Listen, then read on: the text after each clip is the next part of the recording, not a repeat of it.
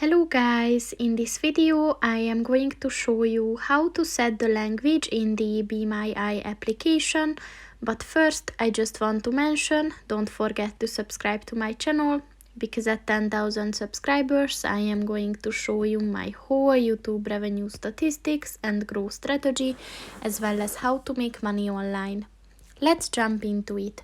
First of all, open the application on your phone.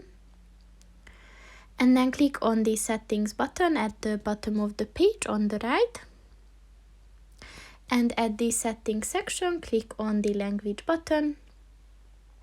And then click on the language section.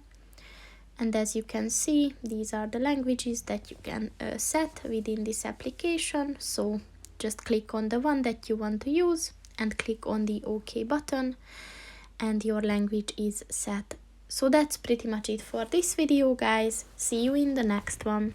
Goodbye.